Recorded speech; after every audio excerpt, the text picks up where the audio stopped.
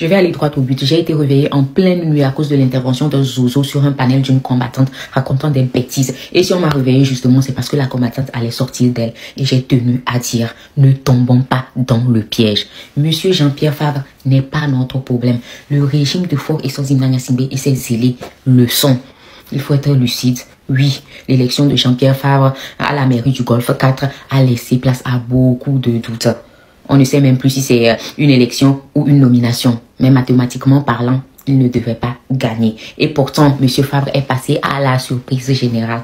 Alors bien sûr, les soupçons se sont multipliés. Tractations secrètes, accords inavoués avec le pouvoir, je n'en sais rien. Mais je sais que la présence des 4 ministres, là, les 4 mousquetaires, là, Gilbert Bawara, Pascal Boudjouna et les autres lors du vote, n'a rien arrangé. C'était bien taillé pour nous manipuler comme d'habitude. Depuis le début de cette lutte, s'il y a une chose que ce régime nous a prouvé là, c'est qu'il nous entend. Il nous écoute très bien. La preuve, Amron dénonce la corruption pendant sa détention à l'hôpital psychiatrique par, comment elle s'appelle déjà là, Rosso. Faure fait quoi? Il s'affiche publiquement avec elle lors des évalas. Mohamed Loum fait des révélations criminelles concernant Faure Eswazini Gnassingbé et la trahison de Boudjouna. Que se passe-t-il? Boudjouna remercie Faure publiquement pour son incompétence et traite le peuple de chien qui aboie. Je suis sûr que personne n'a oublié ça. Maintenant, toutes ces nominations après la sortie et les analyses du journaliste d'investigation le plus suivi du Togo, Ferdinand Haïté. Dès le lendemain, quelques ministres déchus dont Ferdinand Haïté a parlé sont nommés à des postes de délégués vides et sans sens. Il vous suffit d'observer les pas pour comprendre. Tout est fait pour démentir tout ce qui va toucher à Faure Eswazini Gnassingbé, à son image. Et c'est lui-même qui décide. La preuve, il n'est jamais trop loin. Il participe toujours. Rien n'est fait à son insu. Et pour faire le lien, je disais que la présence des 4 ministres lors du vote de Jean-Pierre Fabre, c'était un signal politique, un message envoyé à nous, le peuple. Regardez, Fabre est avec nous. Une mise en scène habile, orchestrée pour nourrir le doute, pour renforcer l'idée que toute l'opposition est corrompue, que plus personne ne vaut la peine d'être suivi. Est-ce que vous comprenez un peu? Sinon, il y a des mairies où des Gnassingbé sont élus maires. Ou bien, on n'a pas vu les ministres faire des déplacements pour eux. Mais pour Fabre, il voulait être vu, photographié et passer un message. Et justement, c'est là le piège. C'est ce que ce régime cherche depuis toujours, en fait. Nous détourner du plus important, en fait. En nous offrant des querelles d'opposition, comme un os à ronger, ils espèrent que nous nous divisions encore, comme ce que la photo de Zaga et Fabre avait créé un peu. Qu'on en parle et que nous nous déchirons. La présence de ces ministres là, à la mairie, là, c'était juste le seul message. Je ne sais pas si monsieur Jean-Pierre Fabre lui-même sait que ce gouvernement l'utilise pour détruire la confiance du peuple en l'opposition entière. En tout cas, c'est ce que moi je vois. Donc restons lucides, restons concentrés. Qu'il y ait eu une discussion ou non avec UNIA, ce n'est pas notre combat du moment en fait. Ce qui nous intéresse, c'est le message public qu'il passe à ses partisans de l'ANC. Tant qu'il affirme ne pas avoir de contrat avec le pouvoir en place, c'est sur cette parole publique que nous allons le juger. Et quand quelqu'un sortira avec une preuve, comme Amron est sorti dénoncer avec bravo le pouvoir, l'abus de pouvoir de Faure Eswazini Gnassingbé et ceux qui l'ont torturé pour ce Faure Eswazini Gnassingbé, ou même quand quelqu'un sortira comme Loum publiquement pour dire au monde entier que Faure l'a contraire à accuser Boudjouna et l'opposition, alors oui, on pourra questionner Fabre. Pour l'instant, nous n'avons aucune raison. D'ailleurs même, l'histoire lui-même se chargera de trancher sur les actes de tout un chacun, les prises de position et les choix concrets. Le reste, les soupçons, les provocations, les débats stériles, ça ne sert à rien. Ça ne sert qu'à nous distraire de notre objectif commun. La fin du système de Faure Eswazini Gnassingbé. La fin du système Gnassingbé. Mon avis, c'est que Faure et son gouvernement est passé maître dans l'art de la manipulation psychologique. Il sait que le peuple togolais est fatigué, qu'il cherche des responsables, des visages à accuser. Alors oui, ils vont jeter Jean-Pierre Fabre à la vindicte populaire, comme ils l'ont déjà fait avec d'autres figures, pour nous occuper, pour nous épuiser, pour qu'on s'entre-déchire pendant qu'il continue de régner et certains tombent dans le piège. On voit des zozos en faux profil, maquillés en adhérents de l'ANC pour venir sur des lives comme celui d'Aïcha pour dire des bêtises, pour s'aimer la discorde, pour relancer le débat Fabre. Trahison, accord secret. Non, non, nous ne tomberons pas dans ce piège-là. Plus maintenant, nous avons pris de l'expérience dans cette lutte.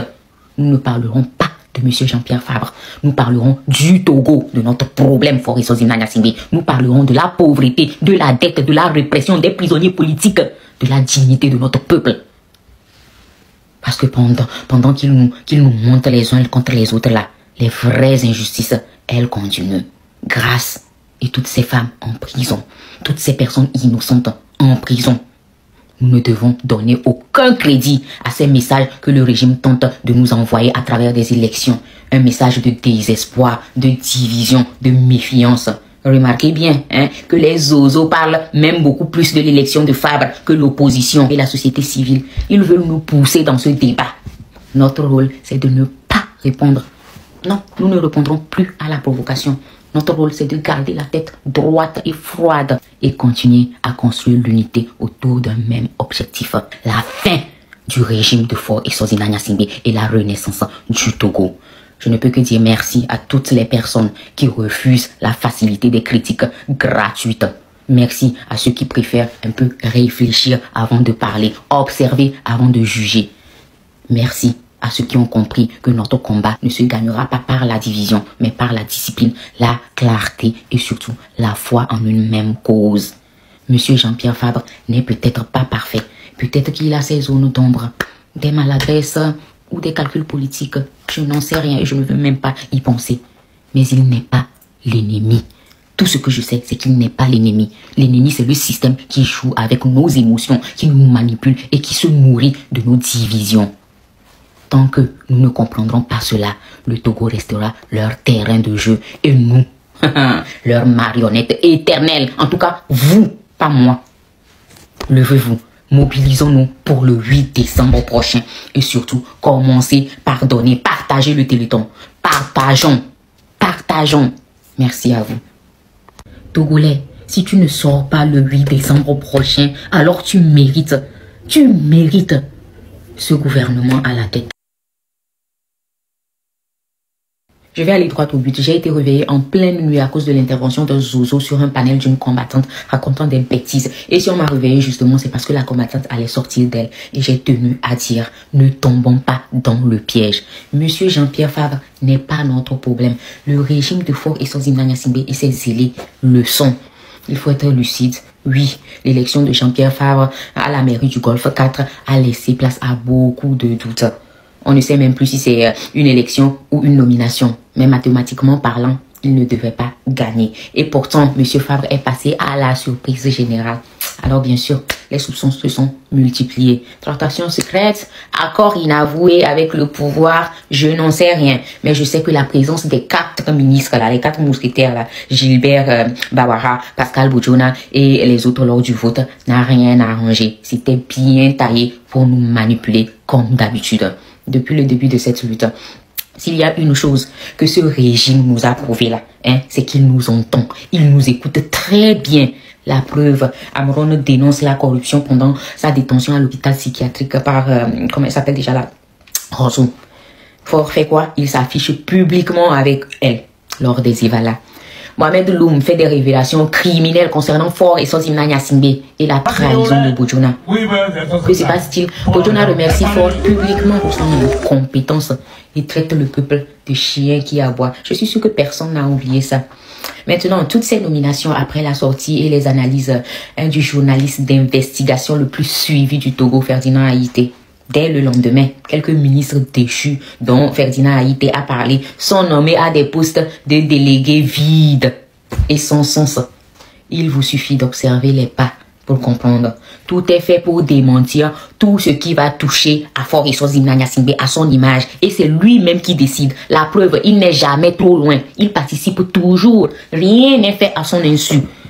Et pour faire le lien, je disais que la présence des 4 ministres lors du vote de Jean-Pierre Fabre, c'était un signal politique, un message envoyé à nous, le peuple. Regardez, Fabre est avec nous. une mise en scène habile, orchestrée pour nourrir le doute, pour renforcer l'idée que toute l'opposition est corrompue, que plus personne ne vaut la peine d'être suivi. Est-ce que vous comprenez un peu? Sinon, il y a des mairies où des Gnassingbé sont élus maires.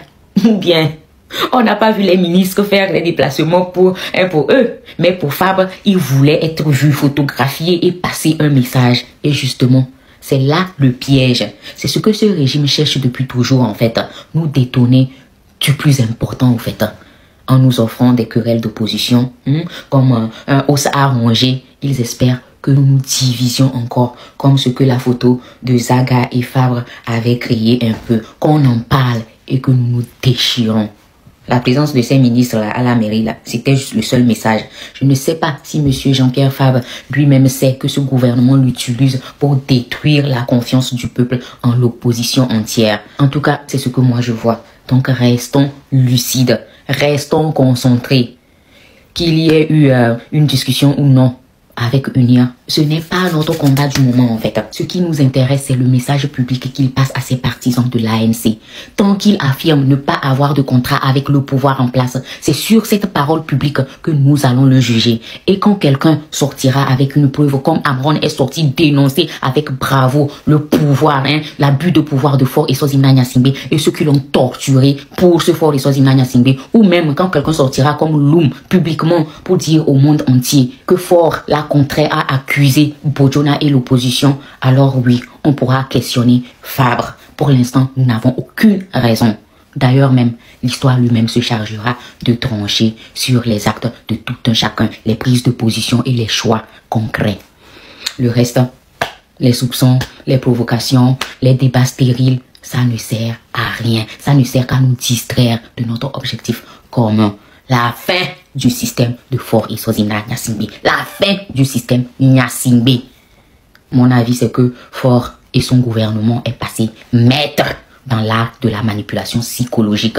Il sait que le peuple togolais est fatigué, qu'il cherche des responsables, des visages à accuser. Alors oui, ils vont jeter Jean-Pierre Fabre à la vindicte populaire, comme ils l'ont déjà fait avec d'autres figures, pour nous occuper, pour nous épuiser, pour qu'on s'entre-déchire pendant qu'ils continuent de régner. Et certains tombent dans le piège. On voit des zozos, en faux profil, maquillés en adhérents de l'ANC pour venir sur des lives comme celui d'Aïcha pour dire des bêtises, pour s'aimer la discorde, pour relancer le débat Fabre. Trahison, accord secret. Non, non, nous ne tomberons pas dans ce piège-là. Plus maintenant, nous avons pris de l'expérience dans cette lutte. Nous ne parlerons pas de M. Jean-Pierre Fabre. Nous parlerons du Togo, de notre problème Faure Eswazina Gnassingbé. Nous parlerons de la pauvreté, de la dette, de la répression des prisonniers politiques, de la dignité de notre peuple. Parce que pendant qu'ils nous montent les uns contre les autres là, les vraies injustices, elles continuent. Grâce et toutes ces femmes en prison, toutes ces personnes innocentes en prison.